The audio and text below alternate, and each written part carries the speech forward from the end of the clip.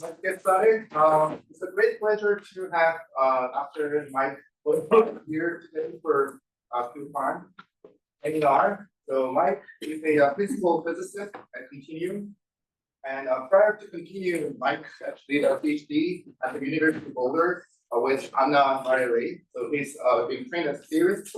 And then he moved to NIST, working as a postdoctoral scholar there. And as you might know, also Mike won the Bayman Physics Prize when he graduated from Boulder. And at Quantinuum, he's been pioneering many different areas in theoretical quantum science and also AMO physics using track-ion quantum computers. Today, I guess he'll be talking about field quantum magnetism at the frontier of fast simulation. Thank you. All right, thank you very much. It's really a pleasure to be here. So yeah, this talk, I guess, is meant to be a theory talk. The topic is going to be, I'll try to give kind of an honest assessment of where I think digital quantum computers stand from the standpoint of actually doing useful things that classical computers can't. Sure, it will be a biased assessment to some extent, but I'll explain to you why I think there's actually some promising results now that you really can do useful beyond classical things in the field of quantum simulation with digital quantum computers. I have, maybe like a 3-minute interlude into some description of our hardware that's meant to be fairly superficial. If people are curious about it or have questions, feel free to just like derail things and ask questions. I really don't mind, so totally fine. Okay, the idea of digital quantum simulation, a lot of people attribute it to Feynman, but it goes back to many people, in that sort of the early to mid 1980s. And it took surprisingly long for the idea of simulating, physical quantum systems with a digital quantum computer to become like fully formalized. It wasn't until the mid 90s that people really appreciated you could do this in a very kind of controlled and systematic way. And since then, there's been just a huge number of developments. People now know that you can reliably use digital quantum computers in principle to simulate not just systems of spins, which are qubits, but bosons and fermions, and to a degree that's still being worked out, a variety of different types of quantum field theories. So the beauty of the digital approach as it was originally envisioned is you can get all of these things in the same package, right? You could imagine designing a piece of hardware that doesn't need to be redesigned when you want to study another problem or another area of physics, which needs to be. So in principle, it's a very flexible approach. The problem is it's now 40 years old, and I would say this kind of idea of using these types of machines as tools for science or for solving interesting problems is largely unrealized in the following sense. So, first, I just want to distinguish what I'm saying from the field of analog quantum simulation. So, few examples with neutral atoms, ions, and Rydbergs, but there's many different analog platforms out there that I think one could argue, have demonstrated the ability to simulate quantum systems in a controlled way that's beyond the reach of classical methods. So, I'm not saying that that's not the case, but if you revert to this picture of a truly universal digital gate-based quantum computer, I would say for the most part, people have only managed to do kind of small scale or proof of principle demonstrations. So people have not used these yet as tools for studying realistic quantum systems in a realm, at a large enough scale where classical methods really fail to provide answers for you. And so, a natural question is, why is this the case? People have been building digital quantum computers for a long time. Well, okay, maybe 20 years, 20 to 30 years. And the easiest way to think about it is actually, it's pretty simple. If you want to evade classical simulation methods, so if you want to do something that couldn't be done with a classical computer, then you need, as sort of an entry point to be able to create states that have a large amount of entanglement. Because if they have limited entanglement, then classical simulations are going to be able to do everything you need. So this is sort of the entry point to doing something useful. And you can only develop a lot of entanglement in a quantum state on a gate-based quantum computer by applying a large number of things. And so if you imagine trying to build up some complex entangled state by applying a lot of gates, The problem you run into is that, with current hardware, gates fail with some, non-zero probability. So like a state-of-the-art failure rate for two-qubit gate might be that 1 out of 1,000 times you apply it, it fails. And you can very loosely think of a gate failing as just taking the qubits that should have been part of an entangled state and kind of decoupling them from the rest of the system. And so you have this competition where you're trying to build up, a large amount of entanglement in your state, and yet your gates are occasionally failing and, removing qubits from this entangled state. So that's really the fundamental tension that makes digital quantum computing hard. To give you maybe a little bit of context for where things stand, at least from my point of view, I think if your only goal is to achieve quantum advantage, so to say generate and sample from some big quantum state in a way that could not be done classically, I think this has now been very convincingly done, and like the gap between what quantum and classical computers is only going to grow. So I kind of think that book is more or less closed. And the way people have shown this, going back to the work of Google in 2019, is by basically, convincingly demonstrating that to sample the output of a random quantum circuit, this is a classically hard problem. And if you are very careful about tuning your gates to build up entanglement as quickly as you possibly can before noise kind of takes over and corrupts your state, then, in 2D architectures like superconducting qubits, people have, convincingly done this. I would say the original 2019 experiments were maybe kind of marginal, but it's gotten much better since then. And then more recently in trapped ions, we've been able to kind of push these types of random circuit sampling demonstrations into the limit of quite high global state fidelities, where there are many less classical attacks one could worry about that could outcompete a quantum computer. And we do this basically just by not only optimizing the types of gates we use to spread entanglement, but we can use the flexibility of the connectivity we have in these trapped ion devices, which I'll talk about, to also optimize the geometry of the circuits to kind of maximize the spread of entanglement and get complex states with the smallest amount of noise possible. So, okay, just to summarize all that, if you just want to employ this kind of win-at-all-cost strategy of just, not even worrying about whether what you're doing is useful, but only worrying about whether it's classically hard, that's something that people can do very well at this point. But obviously the next question is, what would it take to push that into the realm of doing something that's actually useful? And there's a lot of reasons why achieving quantum advantage on useful problems is harder than achieving it on something like random circuit sampling. But maybe the most important one is that, any quantum algorithm that solves a useful problem, if you look at the structure of it, you'll generally find that it generates a limited or kind of sub-maximal amount of entanglement per quantum gate. So, you're trying to build up entanglement before noise takes over to outpace classical simulations. And that's going to be harder if every gate is not imparting the most entanglement that it can. So you can kind of think of it in a simple sketch like this, right? What we're trying to achieve is building enough entanglement along this axis, just kind of as a proxy for classical cost, to get from a classically, simulable or feasible regime into a classically infeasible regime. And if you ask how many gates are required to do that, like I said, random circuit sampling is, basically a game that is designed to maximize the slope of this curve, right? So you can get from, classically feasible to infeasible with the smallest number of gates and therefore least amount of noise.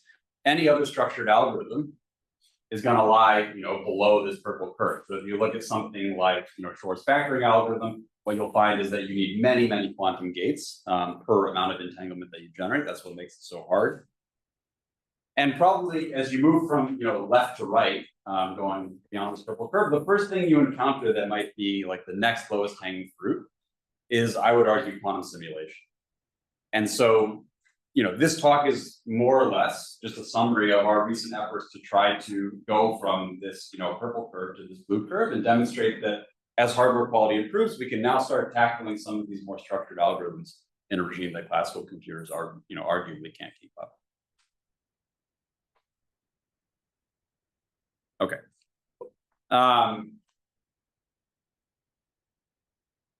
So, the title of the talk was Digital Quantum Magnetism.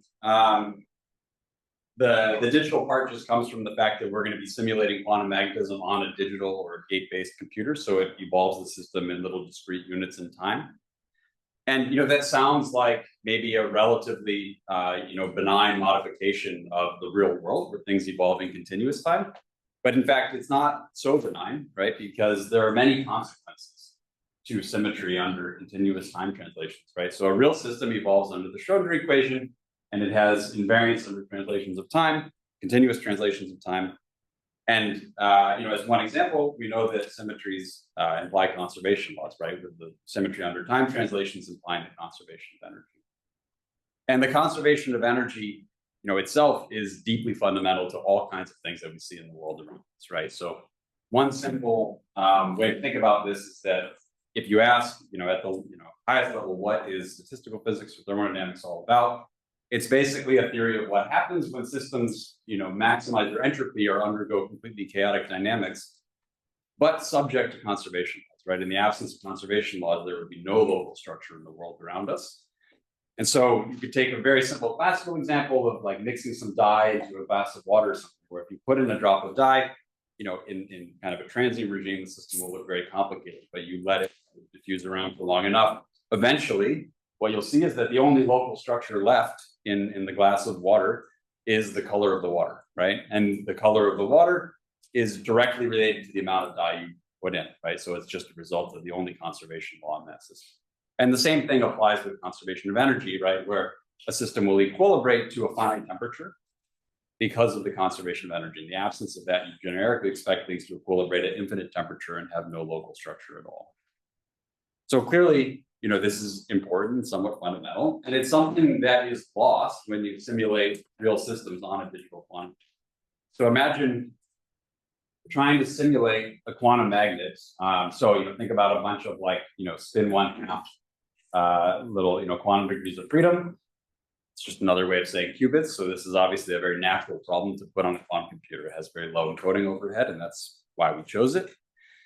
If you want to evolve that in time, you are going to apply some kind of monolithic, unitary to evolve it under whatever Hamiltonian you care about. So to do this with a discrete gate set, there are many, many approaches. The canonical one that was known about since the 1990s is something called trustworthy. And the simplest example is just imagine your Hamiltonian is the sum of two terms, A and B, where A is all the couplings in the Hamiltonian that connect odd and even sites, and then B is all the terms in the Hamiltonian that connect even sites. Then you can approximate this time evolution by just repeating, little evolutions under only A or little evolutions under only B. And so every little gate here is just some small amount of, entanglement being generated because the time step dt is small. And if you take dt to 0, you expect this to recover the proper time evolution. So what I mentioned before about, now having to face limited entanglement per gate in any kind of structured problem, this is how it shows up in quantum simulation. Every gate needs to enact, a small amount of time evolution, and therefore impart a limited amount of entanglement. And so there's been, I think from a computer science perspective, people care a lot about, how small you have to make dt to get everything about this unitary right. So to basically output the perfect, globally correct state with good fidelity. But there's been a lot of work recently in the many-body physics community understanding the errors due to finite time step in a more physical way. And I won't go into any detail, but I'll just kind of give you an overview of the picture that's emerged from a variety of works in the last roughly 5 or 6 years. So if you start imagining this time step to be too large, like very say of order 1, so starting up here, then what you expect is the loss of continuous time translation symmetry completely kills energy conservation, and it will lead your state to become completely chaotic with no conservation laws if there are no other symmetries in the system, right? So if your time step is super big, what's going to happen is the system will kind of, locally look like it's at infinite temperature very quickly. And what that means is that any really, local observable is just going to kind of, vanish or become structureless after a short amount of time. And on the other hand, if you take dt to be infinitesimal or small, this is kind of, the regime of like bounded Trotter error that computer scientists think about, it's very clear that you'll get a good approximation of the continuous time energy conserving time evolution. And in that limit, what you expect to happen is even though the state may remain in a pure state forever, there's this sort of known picture related to what people call eigenstate thermalization hypothesis, that tells you that at least local properties of the system will look thermal at a temperature dictated by the energy of the initial state that you put in. So this is what you'd expect, then any local observable will kind of saturate to some thermal value corresponding to the energy of the initial state. So that limit's also been very well understood. What's new is that people have now appreciated, as we start turning the time step down from large to infinitesimal, you actually don't need to make it all that small before this thermal physics emerges on extremely long time scales. So something that's called Floquet prethermalization. What it really means is that for timescales that are exponentially large in 1 over the time step dt, right? And that's like an important notion. It sounds like a technical caveat, but what it really means is that once dt becomes smaller than, say, a tenth in many systems, for all timescales you could ever care about, it's as good as 0 from the standpoint of this picture. You get prethermalization where, maybe it's true that at infinite times, the lack of continuous time translation symmetry shows up as, a departure to a completely chaotic state. But for exponentially long timescales, you have prethermal behavior where the system now, it does thermalize as if it conserved energy. It just doesn't conserve quite the energy that you intended. So you can kind of think of this as you were trying to simulate some Hamiltonian H, but instead of becoming completely chaotic at a small time step, the system prethermalizes just with respect to a Hamiltonian that's a little bit dressed, like it looks a little bit wrong compared to the one that you were going for. But it's still, in some sense, kind of morally like similar to the Hamiltonian that you were trying to simulate. And so this is really, the entry point to simulating what I would say are like qualitatively, real physics with energy conservation. Yeah. Based on the description you just gave, shouldn't the error for dt be the other way around? Like if you have really small dt, then you're in the thermal regime, and if you have really big time increments, then you lose the symmetry properties and you have chaotic behavior. Yeah, maybe I drew it in a confusing way with the color scheme or something, but small dt is thermal and large dt is chaotic. Oh, so I see. I'm trying to draw okay. that you're saying. I understand what you're saying. Yes, okay. Yeah, thanks. Okay. So anyway, there's a lot of interesting work about this. I'm not so much, concerned about the details of what can happen, and like the exact details of what happens in prethermalization. We're more going to think of this as a tool for trying to realize this idealized limit that we care about in a regime that we can actually access right now on real hardware. Okay. So with that introduction, I'll switch over to describing how our quantum computers work and then delve into some of the actual results related to what I was just talking about. I guess this is probably the part where oftentimes people have a lot of questions. So like I said, feel free to just ask, because I admittedly have like a pretty sketchy and superficial description of this. So this is what one of our quantum computers look like. We, and I use we generously because I don't do any of this. Like we at Quantinuum build quantum computers based around, microfabricated surface electrode traps. So all that really means is, we have some substrate with gold printed on the top of it. Every little square here is actually an isolated gold electrode. So each little square has a wire that's buried underneath that you can't see, but comes out the edge here and goes off to control electronics that we can use to apply arbitrary voltages to the electrodes. And what that gives us is the ability to, sculpt time-dependent potentials over the surface of this trap in which we can hold ions. So for us, these ions are, our qubits are ytterbium-171. The one, technical caveat about this type of trapping is that there's actually only a limited place over this 2D plane where the ions like to live without having a lot of problems. There's something called an RF null. So even though the surface is 2D, the ions kind of are confined to live in this kind of racetrap, like oval. And like I said, the qubits are ytterbium-171. The way we encode a qubit is just in the hyperfine ground state manifold of ytterbium. And this is the way that many people have used ytterbium for quite a long time. A good choice of qubits is the two different, total, nuclear plus electronic angular momentum Z projection zero state, the SE0 singlet and triplet. And this is a nice qubit just because it's, to lowest order insensitive to magnetic fields. And so it has a very stable energy, which at the end of the day means if you put your qubit on the blocks sphere, it'll stay where you think you put it.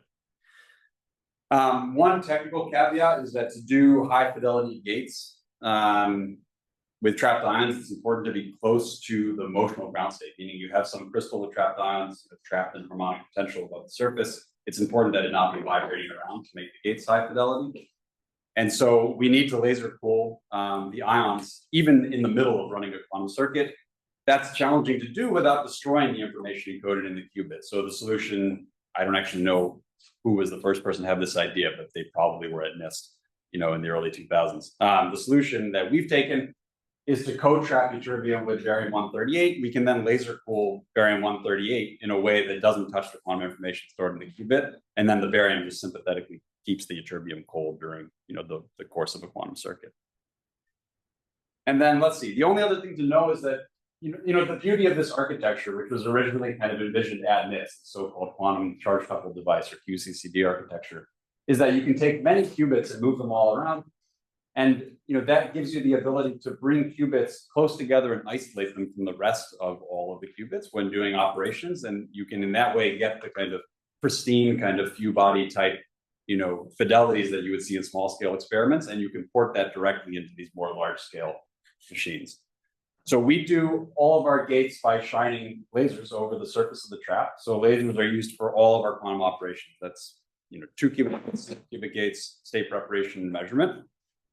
And there's 4 places in the trap where that can be done. So lasers are focused, like shown in this diagram, over these 4 different locations that I'll call gate zones. And so when we want to gate either a single qubit or 2 qubits, we either bring that single qubit or the 2 qubits in a pair into the gate zone and then apply lasers. We use something called the Moeller-Sorensen gate, which is kind of, remarkably, it was thought about first in the 90s, and it remains basically the best way to do gates and trapped ions. Yeah. What's the actual distance between all of these four regions? It's like hundreds of micron scale is the distance between trapping zones. And then when you're doing a gate, it's micron scale between the qubits. Yeah. Okay. So, nominally this looks like a relatively limited architecture in which you can only bring qubits next to each other to be gated if they're originally next to each other in 1D. The reason that's not the case is that, I said that the ions are confined to this ring, but it's not quite true. We can, at least for short periods of time, rotate them past each other and kind of rotate them in the plane above parallel to the surface. And so what that would look like is, imagine we have 2 qubits that maybe were these 2 and we're just gated, and now we want to gate 2 qubits that are any other qubits. We would just move, pull the qubits apart, join them together, swap them around each other until we get the qubits we want to gate, co-located in a gate zone.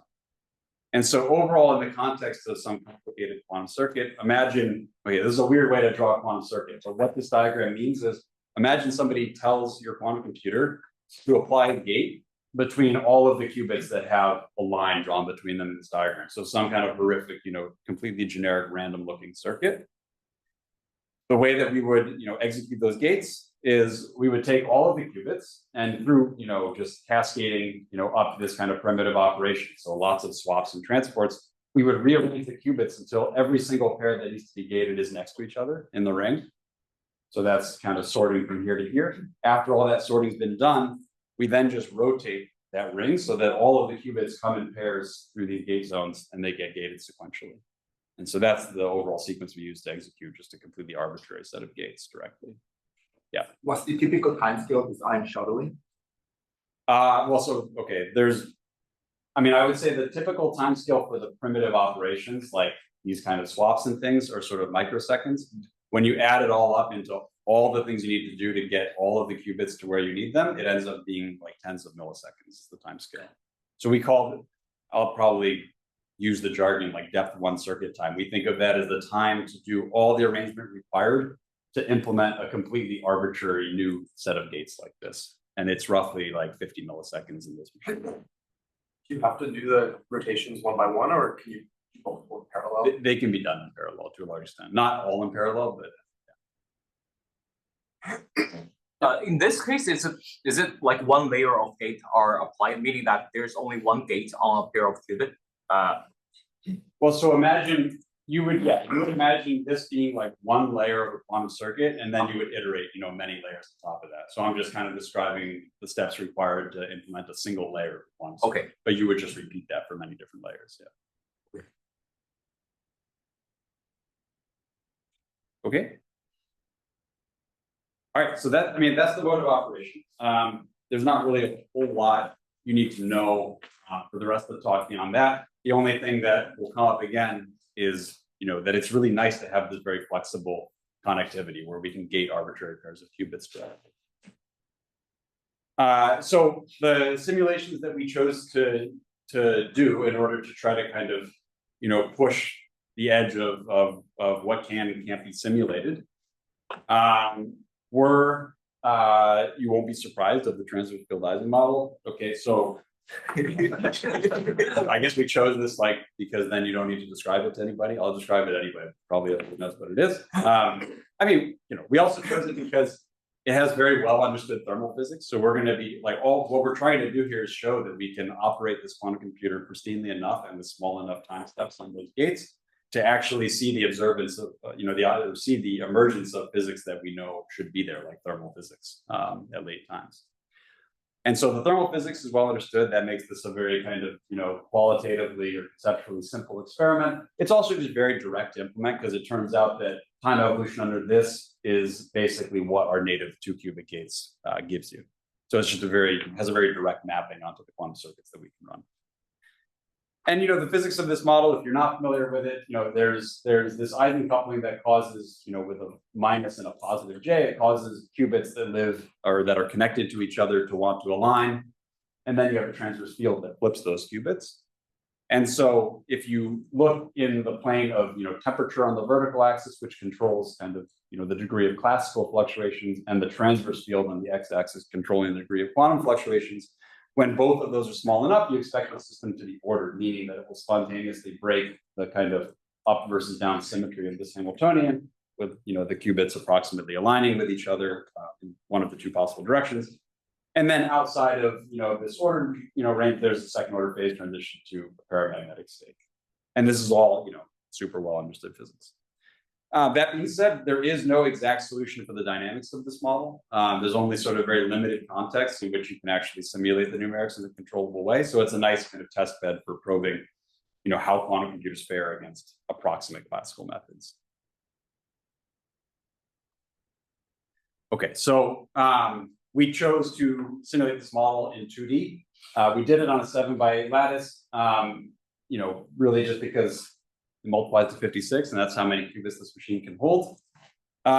We wrap this 2D lattice on a torus. One of the reasons for doing that is the same reason that you would do it in numerical simulations, right? Putting periodic boundary conditions on a system generally suppresses finite size effects, kind of allows you to probe, the physics of large systems a little bit more easily. Okay, and then the other reason, I guess, is because we could, right? Like the actual geometry of this system and its topology is kind of irrelevant to the quantum computer, which can execute gates in completely arbitrary geometries. And so the actual quantum circuits we run, if you took a little chunk of this lattice and blew it up, and then plotted a quantum circuit through time, they look like this. So we're doing this kind of trotterization that I mentioned earlier. And what that means in practice is that we do layers of time evolution under the z terms in this Hamiltonian. So 4 layers because every qubit has 4 lines coming out of it. So that's how many you need. And then we intersperse that with layers of single qubit gates drawn in green here, which are the unitary evolution corresponding to application of this term for just a small amount of time. So that's what the circuits look like. And now I'm going to describe what we actually are trying to see from running these circuits. Yeah. What are the overall fidelities of those single X and qubits? Oh, sure. So some of it I know very well. These UZZ gates. Okay, this will be a little jargony, but hopefully it means something to some people. If you choose this gate, if you choose DT such that this gate is a perfect entangler, meaning it would take a product state and output a Bell state, then the fidelity of that operation on this machine is something like 8e minus 4, like a little bit below 1e minus 3, pretty reliably. At the time steps that we were using this experiment, we can actually implement this gate for smaller time steps or less than perfect entanglers with higher fidelity. And so these gates had fidelity of like roughly 5e minus 4, something like that in this experiment. And then the single qubit gates, I actually don't know. Like they're good enough that I don't really keep track of it. They're sort of like 1e minus 5 level, something like that.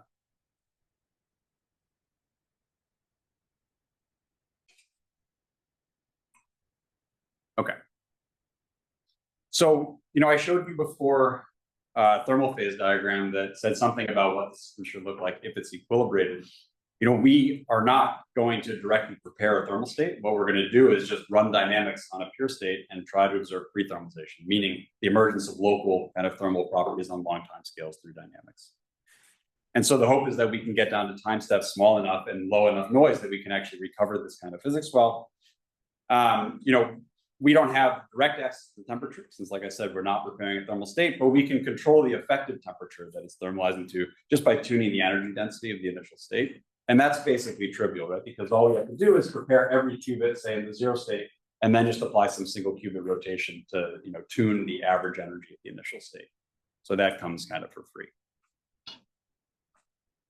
And so just remember that, what we generically expect to happen is there will be some transient dynamics to local observables, but they'll saturate to, thermal or prethermal values on long time scales.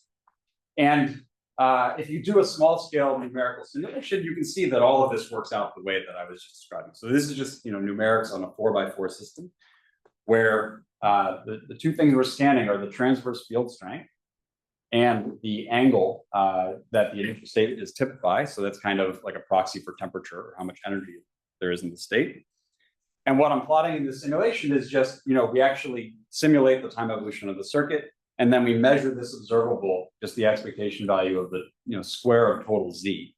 And you can just think of this as a proxy for how ferromagnetic the system is, like how likely it is to be either all 0 or all 1. So it's something that should be large inside the ferromagnetic regime and small inside the paramagnetic regime. And so if you run these circuits at every all these different points in parameter space and time average what comes out of them, you get exactly what you expect, right? You see ferromagnetic behavior at small temperatures and small transverse fields and a paramagnet outside.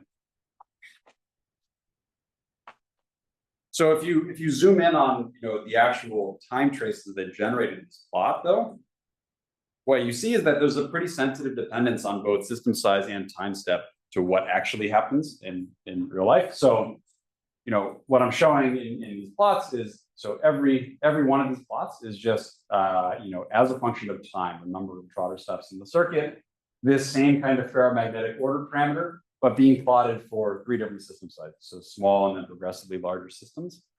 And the first thing you'll notice is that, at small enough time steps, like on the right plot, this is the smallest of these 3 time steps, at all system sizes, the system is stable and thermal at long time. So it remains kind of ferromagnetic in the sense that it, to the extent that it's defined in this kind of small system. If you start cranking up the time step, what you notice is that while small systems can remain stable, larger systems all of a sudden show this, breakdown in the emergence of completely chaotic behavior. So people call this Floquet heating. And it is an effect that can be, strongly dependent on the system size and the time step. And so, it's a natural question. If you want to know whether a larger system is going to thermalize or not, it's clearly going to depend on both the time step and the system size, right? Like, it would not be that surprising to see that while you thought this was a small enough time step to see thermalization, you go to larger and larger systems or, to the thermodynamic limit, and you find that it's actually absent. Right. And this question, the reason we like this type of question is that it's not really a question about the nature of the thermal phase diagram, which, as I said, it's like perfectly well understood for the Ising model, and it can just be computed essentially exactly with quantum Monte Carlo. It's a question about whether thermalization emerges at all from the dynamics. And the only way you can answer these types of questions would be to actually do the dynamics. And that is a classically hard problem, even for the Ising model. Yeah. Good question. I thought you said that you already arranged the ions to be on the part, so it should not have the quantum size. Well, it's still, so that, having periodic boundary conditions can suppress finite size effects. It kind of makes like every site be in the bulk rather than just like some fraction of them, but you still do have finite size effects. Yeah. And relatively strong ones. Okay. So, we kind of thought long and hard about, if you were to do this on a quantum computer, what parameter regime would you actually want to be in? That would make classical simulation challenging.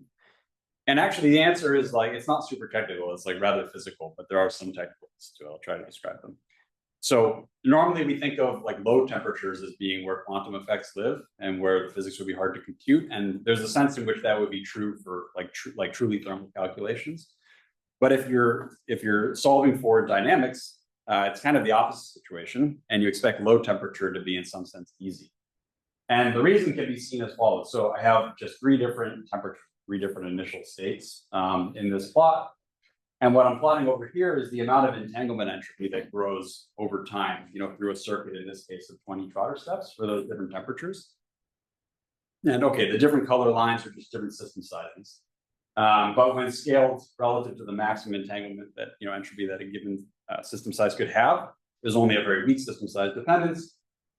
And what you see is that for any system size, at these low temperatures, only very little entanglement develops in time. And this is for a pretty fundamental reason. It's basically that in this pure state evolution, entanglement entropy is the thing that's playing the role of thermal fluctuations for local subsystems. So low effective temperature essentially is the same thing as low entanglement entropy. So what that means is, there are many classical methods that exploit low entanglement entropy to store or compress states, and those methods are going to be fine when the temperature is too low. So that's not really a good place to look for something useful to do on a quantum computer.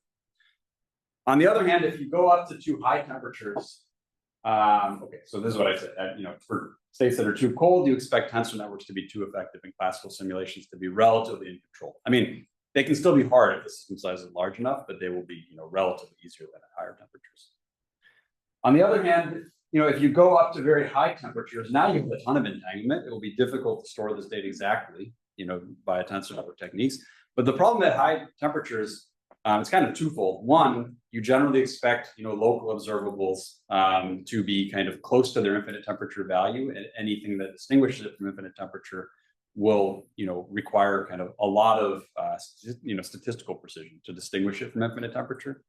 So this is not a good place to live if you can only take a finite amount of data from a quantum computer. I mean, also at too high temperatures, all the correlations in the system are weak, and there's a variety of reasons to think that other approximate methods that are not tensor networks will handle that case kind of well.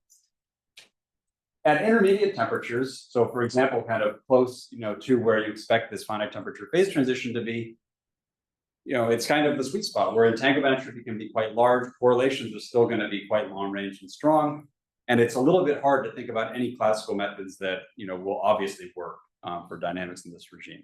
So that's where we kind of chose to run experiments and compare them to classical methods. Quick question. So this Treasure step size or the Treasure step of 8, where the entanglement saturate, how does that translate into the time in unit of J, H?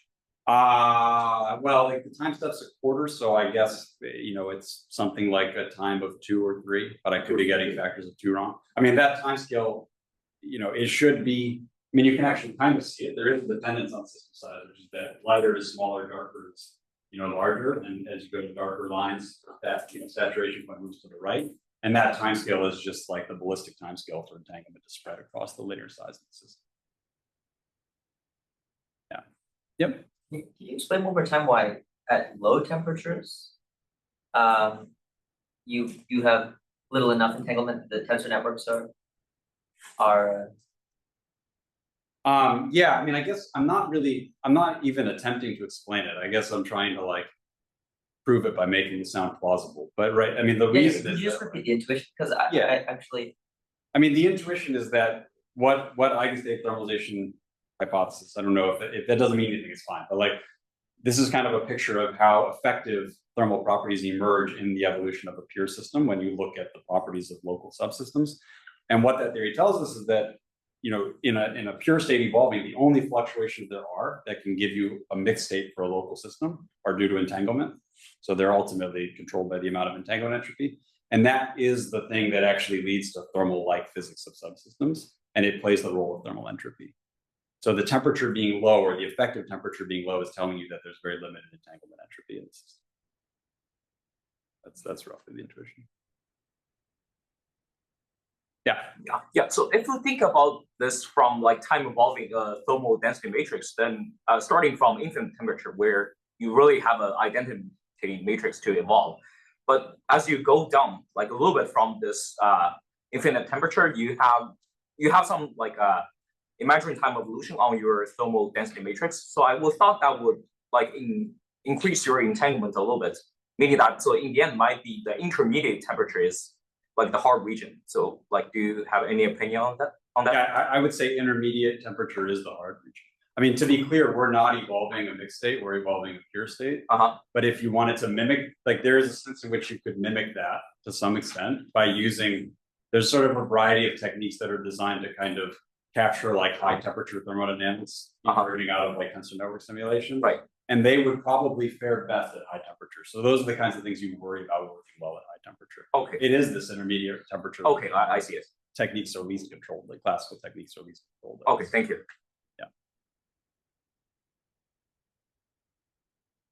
Okay. So, the first question you encounter when trying to run quantum simulations like this on a computer is how do you know if the answers are right? I mean, the whole point of this game is to try to probe, what the state thermalizes to in a regime that we don't have reliable classical techniques to study. And so there's many different things you could imagine or ways you could imagine trying to build confidence that your computer is doing the right thing. What we chose to do was to utilize the fact that, at low temperatures, these simulations do remain just barely tractable due to the limited entanglement entropy. And so we actually, ran simulations starting from these low energy density initial states and then compared them to the numerics that we could do. And so the way that looks is there's a lot going on in this plot. I'll try to walk through it slowly. So again, we're plotting time on the x-axis and this order parameter for ferromagnetism on the y-axis. And the raw quantum data, so that just means like for every data point in blue right here, you're just measuring every qubit at the end, reading out whether it's 0 or 1, summing them all up to give you z and squared, and then you're averaging that over all the shots. That's what those blue points are. With like, I think, maybe 600 shots for every point. So that's the raw quantum data. Now the numerics we did at this point, we tried a bunch of things, but what we found worked the best was to do matrix product state or really DMRG simulations of these 2D circuits. So this is taking a 1D method, DMRG, and just kind of like forcing it to work in 2D, and it doesn't work super well, but it works well enough because the system has a relatively low entanglement here. And these calculations, you can push them up to, so the thing that controls the difficulty and the accuracy of DMRG is what's called the bond dimension. It doesn't matter a lot, but you can think of bond dimension of 4,000, you should think of as kind of a roughly state-of-the-art calculation. Like if you have a high-end GPU, that's sort of about the type of simulation you could run with an entire day of runtime. So it's not like the absolute best thing you could ever do, but it's like what you'd get if you were trying kind of hard on that method. And it's actually not good enough to be accurate. Like we probably couldn't push the bond dimension high enough to be accurate, but it's good enough that you can extrapolate reliably. And we convinced ourselves of this, through a lot of analysis, that if you extrapolate to bond dimension infinity from your highest bond dimension points, you can get reliable results. And this purple line is the extrapolation of those MPS results to what we believe is kind of a quantitatively accurate result. And okay, there's now two other sets of data, green and purple. The green is the exact same thing I described for the blue, but now we know how much noise we have on our gates, and we inject a controlled amount more noise on the gates. Yeah. What does extrapolating mean? For the matrix product state methods. Okay, it's not super simple, but I'll try to say it and you can tell me if you're happy. So what we do is for every bond dimension, we estimate the fidelity of the simulation, and then we extrapolate to fidelity of 1 over a range of dimensions. And we do a linear extrapolation. Meaning you plot the value of the quantity versus. Yes, versus the fidelity of the simulation, which is something that you have access to in the DMRG simulation. Is it usually aligned? Only if the fidelities that you can get to are close enough to 1. So it doesn't work unless you can kind of almost get the right answer without it. It just lets you kind of bootstrap the results you have to be a little bit better. Can you use this for factoring as well? I mean, to some extent, but it just doesn't work very well. Like you need to, like, the thing is it only works if your DMRG simulation can already give you like 80% global state fidelity. So it only works when you can basically do the calculation without it. It just gives you a little extra accuracy then. Got it. Okay. And so, yeah, on the data front, the blue was raw data, the green was data with a controllable amount more noise injected. And then we try, a similar extrapolation technique that's been around since I think it was originally proposed by people at IBM, maybe 6 or 7 years ago, called zero noise extrapolation, where you extrapolate from the noisy data you have and even more noisy data that you intentionally inject the noise into, and you try to extrapolate back to having zero noise.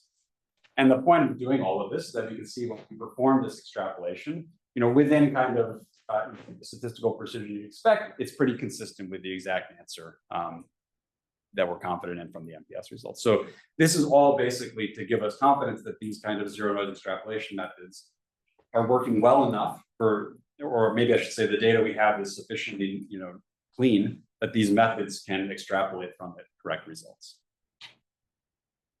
What is Z and R? The legend. Oh, zero noise regression. So this, do you really want to know? Maybe. It's nothing, it's not, basically we have The last slide you're gonna get. so some of our errors are heralded. And so if you have errors and you don't know whether they're happening or not, the only way to extrapolate them out is to add more of them and then try to extrapolate, between those points. For heralded errors, you can actually like bin your data into bins of how many errors occurred, and you can extrapolate out from the raw data. And so we do that for a subset of our errors that are heralded.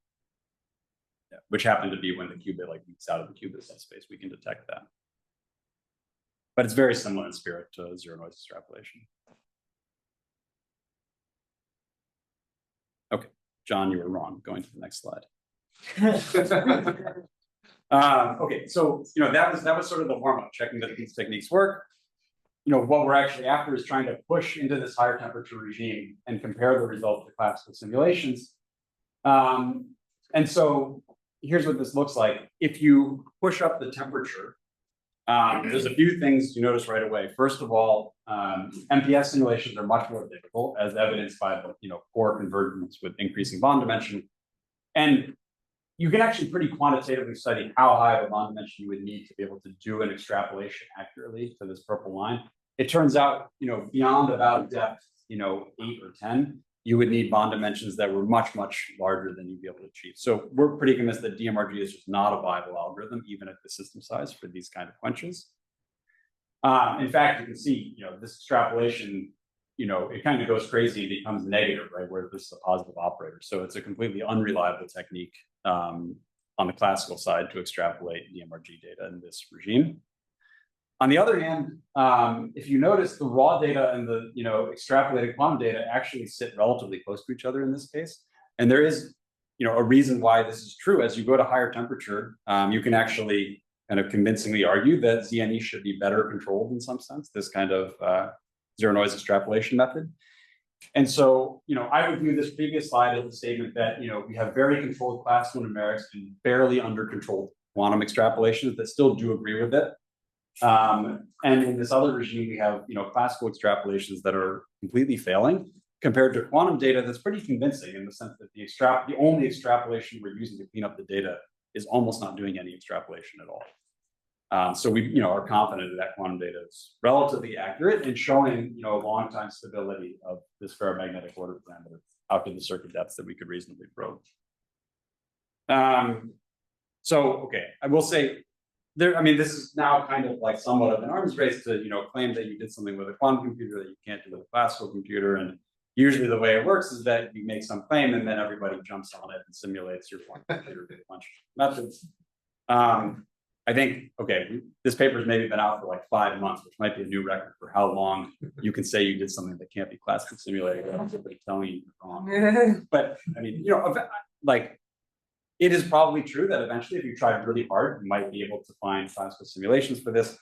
What we did ourselves to check this is we tried a variety of state-of-the-art methods, including sort of tensor networks in 2D in the Heisenberg and Schrodinger picture, and also a variety of other things like neural network states and these kind of like operator truncation methods for sparse polydynamics. And okay, I would say what's fairly clear, if you trust the quantum data, is that none of these things are under control. They certainly all don't agree with each other. I mean, we didn't push these to the absolute limits of where you could, but we kind of tried all of these things like roughly at the limit of what you could do with like a small number of GPUs. So we kind of tried moderately hard.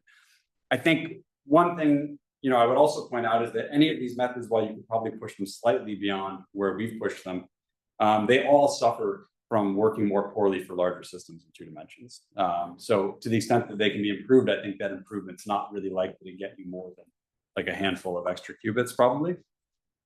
And a lot of these methods are fairly heuristic and uncontrolled. Like the neural network quantum states, okay, we just tried a few things. There's like 100 different ansatz that one could use to try to do this.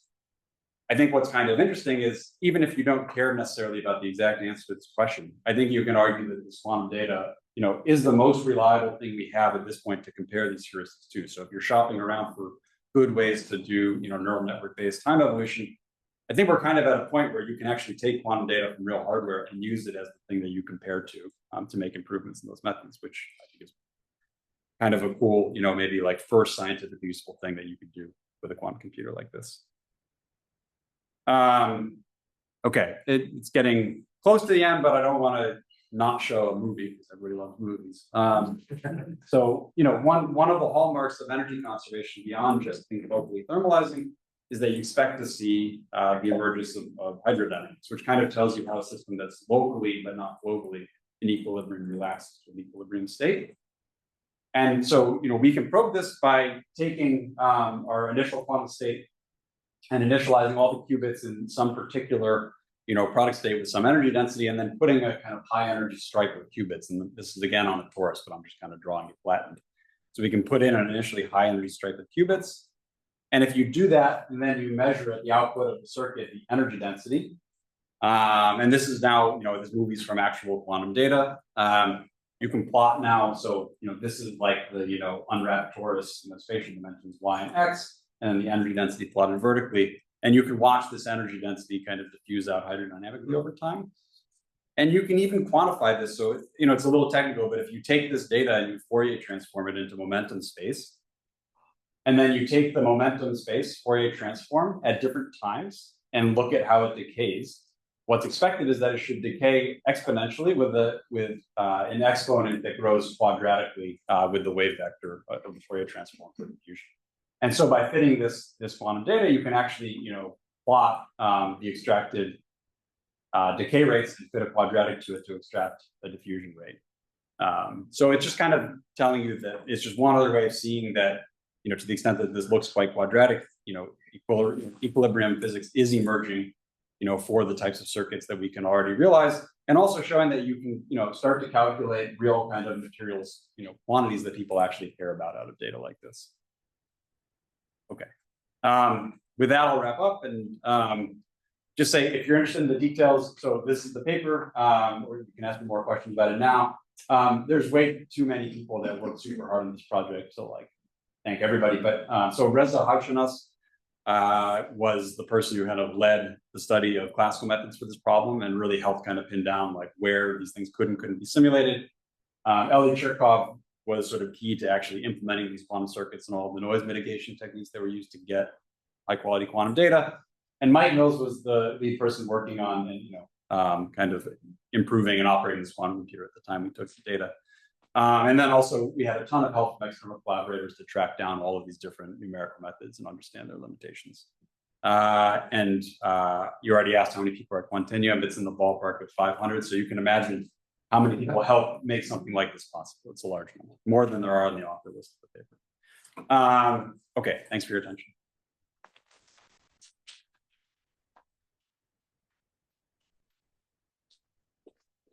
Any questions from audience? Sure, yeah. One of the interesting physics things that happens in dynamics is near the phase transition point. You have critical slowing down, dynamic and critical phenomena, and there's a universality that's supposed to happen. And there's a number that's good to measure called the dynamic critical exponent Z, which is kind of like fluctuation corrections to diffusion. You're studying length scales of order, the correlation length. I mean, do you see any hint of this in these small systems of critical slowing down, non-trivial critical slowing down? So I would say we have not gone and looked, but we have thought of that. And I think it's probably feasible to do something like that. One of the reasons, it's something I didn't mention, is, I said at these small time steps, you're kind of probing thermal physics of a slightly wrong Hamiltonian. It turns out it's not that difficult to arrange your circuits to make sure that that slightly wrong Hamiltonian at least has all the right symmetries. And therefore, if, being at finite time step may kind of shift around phase transitions, but you'd expect it, if you do things carefully, not to shift universal properties. Right. And you probably should be able to, do that. I think it's really just a question of whether you can get, say, if you want to look at Kibble-Zurich physics or something like that, whether you can make a ramp through the phase transition slow enough over long enough times to see, you know, like a decade scaling and measure an exponent. And that may be a little challenging, but we've actually thought about it somewhat carefully, and I think we probably could do things like that. Yep. Does it help you if the hardware can do non-unitary gates to simulate kind of thermal effects? Oh, yeah, probably. Yeah, it's a great question. I don't. It's a great question, and a lame answer, but yeah, probably.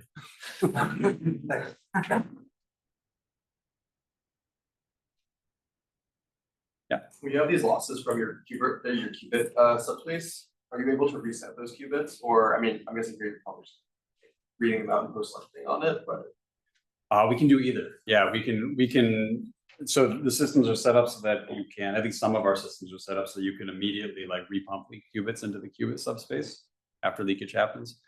And that's a choice you can make to do or not. And you can also read out at the end of the circuit or in the middle of the circuit, actually, whether a qubit's been leaked. so for this like noisy data that you had, which one were you guys doing? We were reading out leakage at the end of the circuit. There's sufficiently little leakage that you only kind of have like on average, you know, a qubit that's leaked or something like that at the end of the circuit.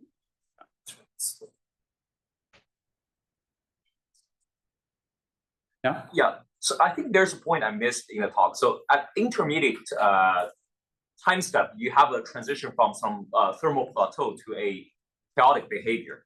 So I wonder, like, what kind of determines the time scale of that transition? So I think there are like perturbative arguments that you can use to calculate or estimate that time scale.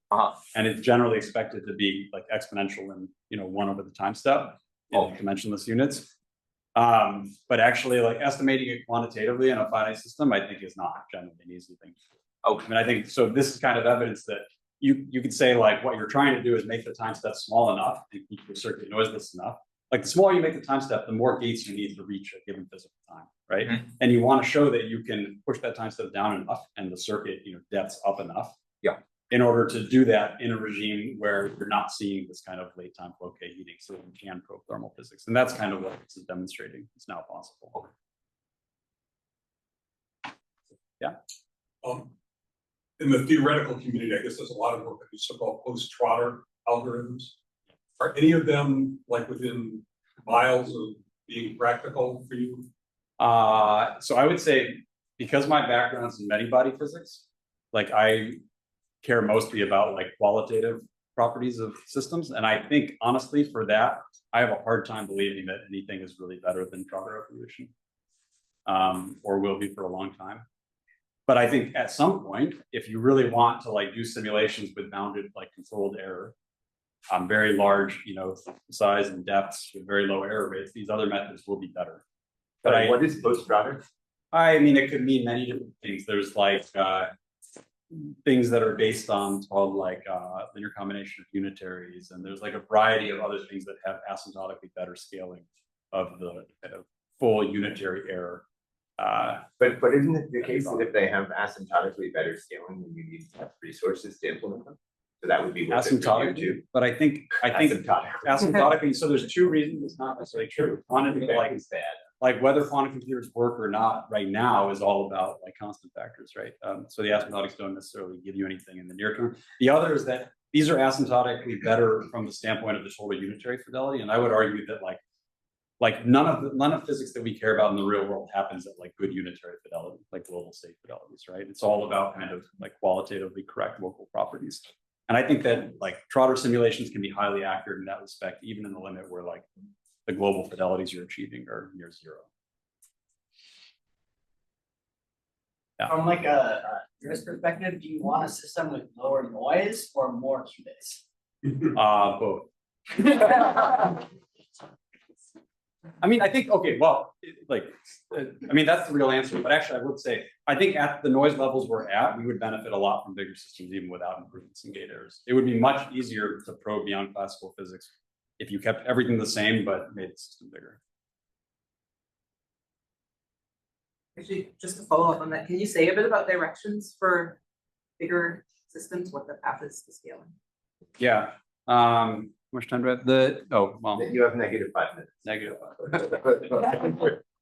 Everyone, you had to stay this long, but you can go now if you want. The short answer is there's no realistic path to scaling these systems if you stay in 1D. Hopefully the video cut out before I said if you stay in 1D. like in 1D, it's just very hard to like rearrange qubits eventually because everything has to be swapped by everything else to get somewhere. Things look a lot better in 2D. And so all of our even short-term directions are pushing the underlying geometries towards 2Ds where you're two dimensions where you're sorting the qubits by moving them through junctions. So I think that's kind of the architectural change that we're moving towards. And I think that will, by the way, even with everything else being equal, get us to considerably bigger systems that run faster.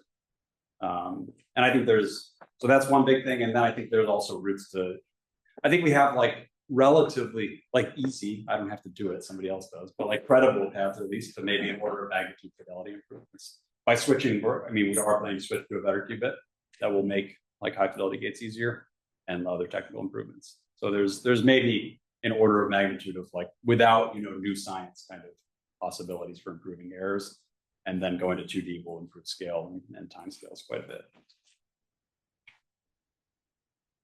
Okay, maybe let's see. Thanks. Okay, yeah.